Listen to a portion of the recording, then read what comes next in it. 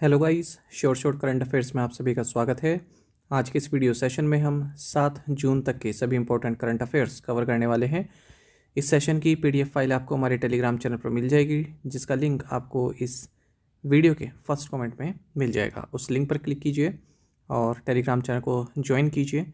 वहाँ पर आपको जितने भी हमारे करंट अफेयर्स की पीडीएफ्स हैं सभी फाइल अवेलेबल मिलेंगी। तो बिना किसी तरीके शुरुआत करते हैं इस वीडियो सेशन की। सबसे पहला हमारा करंट अफेयर है world food safety day.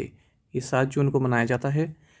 World health organization and food and agriculture organization FAO इसको लीड करती हैं।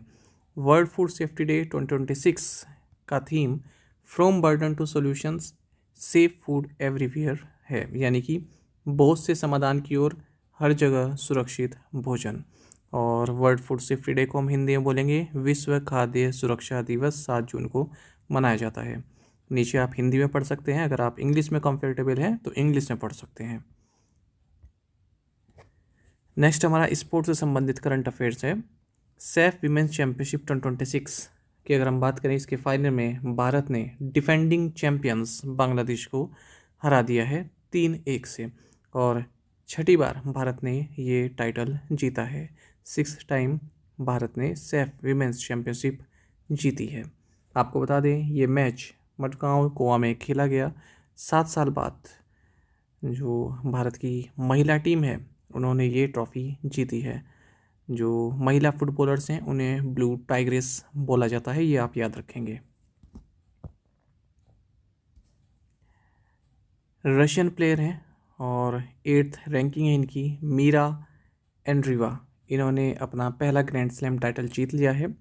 इन्होंने पोलैंड की माजा स्वालिनका को स्ट्रेट सेट्स में हराया है, और फ्रेंच ओपन जो कि एक ग्रैंड स्लैम है इसके वीमेन सिंगल्स टाइटल को जीत लिया है। आपको बता दें 19 साल की इनकी एज है, और ये यंगेस्ट प्लेयर बन गई हैं जिन्होंने वीमेन सिंगल्स टाइटल जीता है किसी ग्रैंड स्लैम में।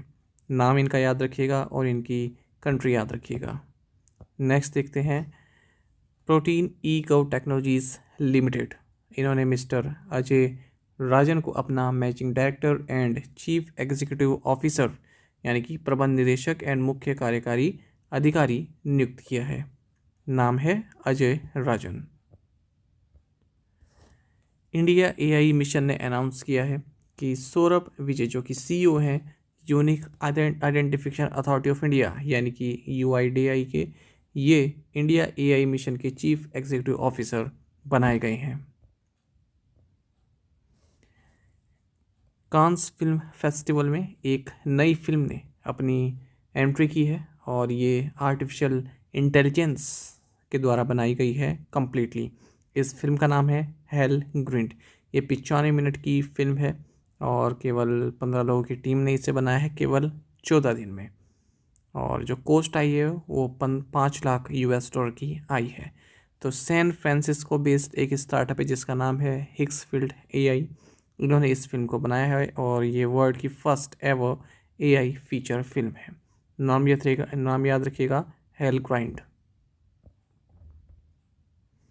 नेक्स्ट बात करते हैं ऑपरेशन म्यूल हंट 1.0 की। तो हाल ही में गुजरात पुलिस ने 2289 करोड़ रुपीज़ के साइबर फ्रॉड अनकवर्ड किए हैं, और 913 म्यूल बैंक अकाउंट्स के अगेंस्ट एक्शन भी लिया है। और इस ऑपरेशन का नाम रखा गया है operation mule Hunt 1.0। Mule Hunt account की अगर हम बात करें, ये ऐसा बैंक अकाउंट होता है जिसे इलीगल एक्टिविटीज़ के लिए यूज़ किया जाता है। A money mule is someone who transfers or move illegally acquired money on behalf of someone else। यानी कि म्यूल खाता वह खाता होता है जिसका उपयोग अवैध गतिविधियों को सुविधाजनक बनाने के लिए किया जाता है। मनी म्यूल वह व्यक्ति होता है जो किसी अन्य व्यक्ति की ओर से अवैध रूप से अर्जित धन का हस्तांतरण या स्थानांतरण करता है।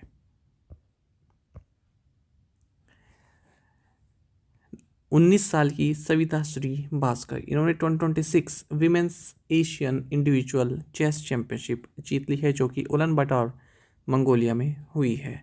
इसी के साथ ये 2027 फिडे विमेंस वर्ल्ड कप के लिए भी क्वालिफाई कर चुकी हैं। कंपेगौड़ा इंटरनेशनल एयरपोर्ट जो कि बेंगलुरु कर्नाटक में है, इसने मुंबई के छत्रपति शिवाजी महाराज इंटरनेशनल एयरपोर्ट को पीछे छोड़ दिया है और इंडिया का सेकंड बिजिएस्ट डोमेस्टिक एयरपोर्ट बन चुका है। आपको बता दें, भारत का बिजिएस्ट एयरपोर्ट दिल्ली का इंदिरा गांधी इंटरनेशनल एयरपोर्ट है। इंडियन फैशन स्टार बबीता मानवा, ये फोर्ब्स 30 अंडर 30 एशिया 2026 लिस्ट में अपनी जगह बनाई है। ये चैनल्स इंडिया की ब्रांड एम्बेसडर भी हैं और राइजिंग टैलेंट्स कैटेगरी में इन्हें जगह मिली है, एलोंगसाइड अलेक्जेंड्रा एला जो कि फिलिपिनो प्रोफेशनल टेनिस प्लेयर हैं। नाम याद रखिएगा, Babita Mandava. Digital India Bhashini division जो कि ministry of electronics and information technology government of India के तहत आता है, इन्होंने एक मेमोरेंडम ऑफ अंडरस्टैंडिंग साइन किया है काठमांडू यूनिवर्सिटीज़ का जो centre for digital public infrastructure and artificial intelligence Nepal, इसके साथ। किस लिए? For advancing language AI, multilingual digital public infrastructure and inclusive digital ecosystem across India and Nepal. आपको जानना चाहिए कि डिजिटल इंडिया भासिनी डिवीज़न के सीईओ हैं अमिताभ नाग। राज्यसभा एमपी हैं राघव चड्ढा, इन्हें नया चेयरमैन बनाया गया है committee on petitions of the Rajya Sabha का, या फिर आप कहें याचिका समिति। ये जो याचिका समिति है, ये संसद की सबसे पुरानी समितियों में से एक है, जिसको क्रिएट किया गया था 15 सितंबर 1921 को राज्य परिषद द्वारा एक प्रस्ताव पारित करके इसका गठन किया गया था। 1933 में इसका वर्तमान जो नाम है याचिका समिति, ये इसे प्राप्त हुआ। नासा का मैवन यानी कि Mars atmosphere and volatile evolution spacecraft जो कि पहला मिशन रहा मार्स के एटमॉस्फेयर को स्टडी करने के लिए, ये अब पूरा हो चुका है, इसका लाइफ टाइम पूरा हो चुका है।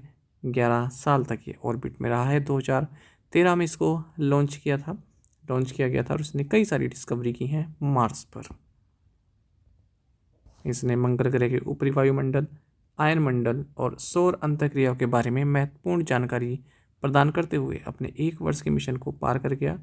इससे पहले कि 2025 में ग्रह के पीछे से गुजरने के बाद इसका सिग्नल खो गया था। इंटरनेशनल क्रिकेट काउंसिल, जिसे आप आईसीसी बोलते हैं, इसने क्रिकेट कनाडा मेंबरशिप को सस्पेंड कर दिया है इमीडिएट इफेक्ट से। गवर्नेंस और मेंबरशिप ऑब्लिगेशंस को लेकर कुछ दिक्कतें आ रही थी और ये फैसला लिया गया है अहमदाबाद में। दिल्ली हाई कोर्ट ने हाल ही में राइट टू बी फॉरगॉटन को एक इंट्रिंसिक कंपोनेंट माना है, एक अभिन्न अंग माना है राइट टू प्राइवेसी का, जो कि अंडर आर्टिकल 21 ऑफ कॉन्स्टिट्यूशन आता है। राइट टू फॉरगेटन क्या है? भूल जाने का अधिकार। यह व्यक्ति को डिजिटल प्लेटफॉर्म से अपनी व्यक्तिगत जानकारी को हटाने का अधिकार देता है जब वह पुरानी अप्रासंगिक हो जाती है या निजता का उल्लंघन करती है। यूनाइटेड नेशंस ने हाल ही में इजराइल और रशिया को conflict related sexual violence blacklist में ऐड किया है, जबकि हमास ऑलरेडी इस लिस्ट में अपनी जगह बनाए हुए है अक्टूबर 2023 का जो अटैक हुआ था उसके बाद से। हालांकि सूची में शामिल होने से स्वतः ही प्रतिबंध नहीं लगते, लेकिन इससे प्रतिष्ठा को नुकसान पहुंच सकता है और बार बार अपराध करने वालों की संयुक्त राष्ट्र शांति अभियानों में भागीदारी प्रभावित हो सकती है। हाल ही में फिजिकल रिसर्च लेबोरेटरी अहमदाबाद के जो साइंटिस्ट हैं, उन्होंने चंद्रयान 2 का जो dual frequency synthetic aperture radar payload है उसको यूज़ करके कुछ पॉसिबल सब सरफेसेस आइस के ट्रेस पाए हैं मून के साउथ पोलर रीजन में। चंद्रयान 2 ऑर्बिटर पर लगा ये DFSAR एक माइक्रोवेव इमेजिंग उपकरण है जो L बैंड और S बैंड आवृत्तियों पर काम करता है और चंद्रमा का अध्ययन करने के लिए डिज़ाइन किया गया है। पूर्णतः ये पॉलीरिमेट्रिक सिंथेटिक अपर्चर रेडार है। Football icon sir David Beckham, इन्हें star on the Hollywood walk of fame से सम्मानित किया जाएगा लॉस एंजलिस में। इससे पहले इन्हें नाइट की उपाधि दी जा चुकी है, ये सर की उपाधि दी जा चुकी है किंग चार्ल्स III के द्वारा। National education society for tribal students, जो कि मिनिस्ट्री ऑफ ट्राइबल अफेयर्स के तहत आता है, इन्होंने एक मेमोरेंडम ऑफ अंडरस्टैंडिंग साइन किया है लर्निंग लिंक्स फाउंडेशन के साथ, ताकि अमेजॉन फ्यूचर इंजीनियर प्रोग्राम को इम्प्लीमेंट किया जा सके एकलव्य मॉडल रेजिडेंसी स्कूल्स के तहत। श्रेय पारिक, जो कि 14 साल के एक इंडियन ओरिजिन अमेरिकन है, स्टूडेंट हैं कैलिफोर्निया से, इन्होंने नेशनल स्पेलिंग बी चैम्पियनशिप जीती है। 92nd में इन्होंने 35 में से 32 वर्ड करेक्टली स्पेल्ड किए हैं।